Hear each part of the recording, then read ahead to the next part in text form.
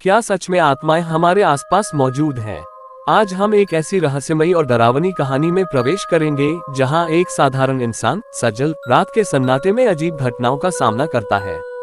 अचानक ठंडी हवाएं, धुंधली परछाइयां और फुसफुसाती आवाजें उसके डर को बढ़ाती हैं। धीरे धीरे वह जान जाता है कि घर की दीवारों में एक आत्मा कैद है, राधिका, जिसकी हत्या सालों पहले हुई थी। अब सजल को उसके कातिल का सच उजागर करना होगा, जबकि भूतिया घटनाएं और गोपाल की राक्षसी आत्मा उसे रोकने की कोशिश करती है। कहीं अनकही बातें, हिंदी हॉरर स्टोरी। क्या तुमने कभी अकेले बैठकर अचानक ठंडी हवा का झोंका महसूस किया है, या फिर किसी खाली कमरे में ऐसा लगा हो कि कोई तुम्हें घूर रहा है? शायद ये सिर्फ तुम्हारा वहम हो, या फिर सच में कोई अनदेखी परछाई तुम्हारे पास मौजूद हो सकती है। मैं आज का परिचय देने के लिए तैयार हूँ, चलिए शुरू करते हैं। मैं आज वादा करता हूँ कि मैं तुम्हें एक ऐसी सच्चाई बताऊंगा जिसे सुनकर तुम्हारी रूह कांप जाएगी। ये सब बढ़िया चल रहा था, लेकिन अचानक सब कुछ बदल गया। मैं आज के ऑर्डर के बारे में सोच रहा था। ऑर्डर मतलब, हाँ, उस रहस्य की तलाश जो मुझे खींचकर ले गया एक ऐसी जगह पर जहाँ सिर्फ खामोशी और मौत की गंध थी। रेखा, मेरी दोस्त, अक्सर कहती थी, चलो छोड़ो ये सब, तुम्हें हमेशा भूत प्रेत की बातें क्यों सूझती हैं? लेकिन उस रात, चलो सजल, किस बात से डर रहे हो, उसकी यही बात मेरे कानों में गूंज रही थी। रात 12 बजे का समय था। मैं अपने घर की छत पर अकेला बैठा आसमान देख रहा था। अचानक ऐसा लगा कोई मेरे ठीक पीछे खड़ा है। मैंने मुड़कर देखा, कुछ नहीं, लेकिन उस सन्नाटे में मेरे दिल की धड़कनें तेज होने लगी। क्या सच में आत्माएं हमारे आसपास मौजूद हैं, या ये सब मेरे दिमाग का खेल है? मैं छत पर बैठा था, चारों तरफ सन्नाटा। रात के 12 बज चुके थे। अचानक हवा का तेज झोंका आया और दरवाजा धड़ाम से बंद हो गया। ये क्या था, मैंने खुद से पूछा, लेकिन जवाब देने वाला वहां कोई नहीं था। मेरे गले में एक अजीब सी घुटन महसूस हुई, जैसे किसी ने अचानक मेरी सांसें रोक दी हों। मैंने चारों तरफ नजर दौड़ाई। अंधेरे में सिर्फ पेड़ों की परछाइयां हिल रही थीं। लेकिन तभी मेरे कानों में किसी के कदमों की आवाज आई। टप टप टप। कौन है वहां? मैंने कांपती आवाज में कहा। कोई जवाब नहीं मिला। मेरे मोबाइल की टॉर्च मैंने ऑन की और जैसे ही रोशनी आगे बढ़ाई, मुझे लगा किसी ने सफेद साड़ी में लंबे खुले बालों के साथ एक परछाई दिखाई दी। हे भगवान, ये क्या है? मेरी आंखें फटी रह गईं।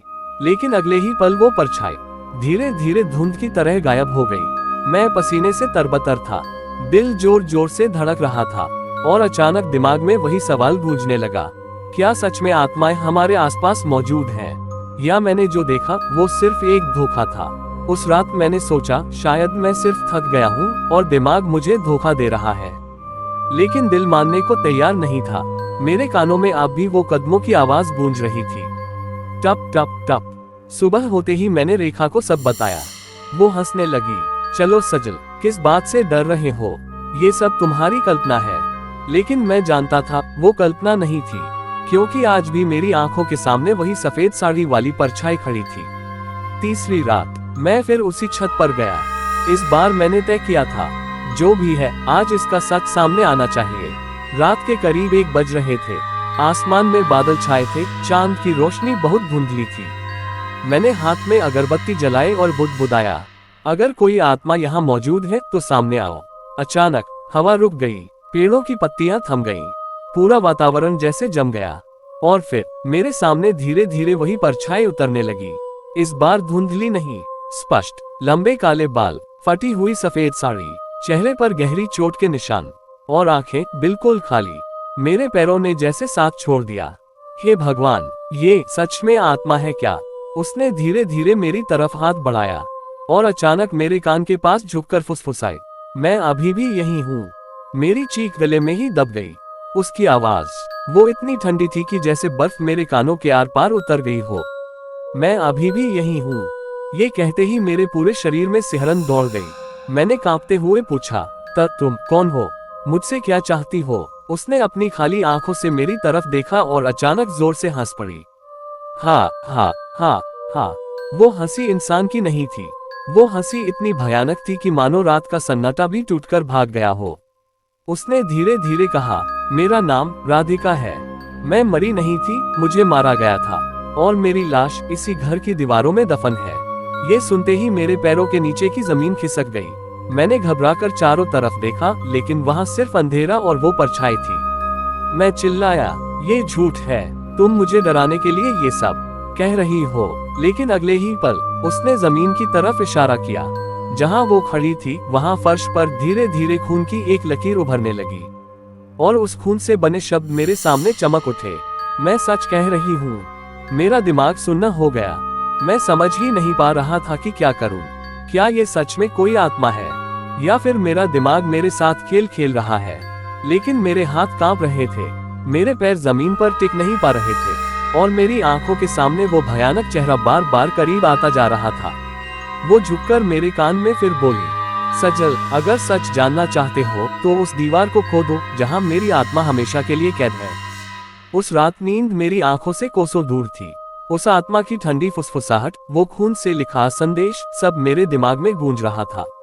सुबह होते ही मैंने तय किया, मुझे सच जानना ही होगा, चाहे इसमें कितना भी डर क्यों न छुपा हो।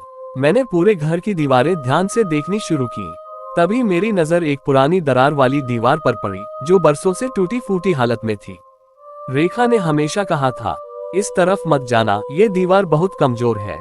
लेकिन अब मेरे लिए ये दीवार सिर्फ ईंट और पत्थर नहीं थी, ये मेरे सवालों का जवाब थी। मैंने हथौड़ा उठाया और पहला वार किया। धड़ाम, आवाज पूरे घर में गूंज गई। जैसे जैसे दीवार टूटती गई, एक अजीब सी सड़ांध बाहर आने लगी। मेरी सांसें घुटने लगी, दिल और तेज धड़क रहा था। तभी मुझे पीछे से वही कदमों की आवाज सुनाई दी, टप टप टप। मैंने पलटकर देखा, कोई नहीं, लेकिन हवा में किसी और की मौजूदगी साफ महसूस हो रही थी। मैं यही हूँ, उसकी ठंडी आवाज फिर कानों में गूंज उठी। मेरे हाथ कांप गए, लेकिन मैंने हथौड़ा फिर चलाया। जैसे ही एक बड़ा हिस्सा टूटा, अंदर से मिट्टी और धूल झरने लगी, और अचानक एक हड्डियों वाला हाथ बाहर गिर पड़ा। हे भगवान, मेरे मुंह से चीख निकल गई। उस दीवार के अंदर सचमुच एक कंकाल दबा हुआ था, और उसकी खोपड़ी मुझे घूर रही थी, जैसे कह रही हो, तुमने मेरा सच देख लिया है। मैं हक्का बक्का खड़ा रह गया। अब कोई शक नहीं था, ये घर सिर्फ दीवारों से नहीं बना था, इसमें एक आत्मा की कैद भी थी। दीवार से निकला कंकाल मेरे पैरों के पास बिखरा पड़ा था। उसकी खोखली आंखें ऐसे लग रही थी जैसे अभी भी मुझे घूर रही हो। मेरा शरीर पसीने से भीग गया, हाथ कांप रहे थे। तभी कमरे का तापमान अचानक गिरने लगा। मेरे सामने धुंध सी उठने लगी, और उसी धुंध से वो परछाई धीरे धीरे बन गई। हाँ, वही स्त्री, वही सफेद साड़ी, वही खाली आंखें। उसने मेरी तरफ देखा और बोली, तुमने मेरा सच देख लिया, अब मेरी अधूरी इच्छा पूरी करो। मैंने कांपते हुए पूछा, अधूरी इच्छा?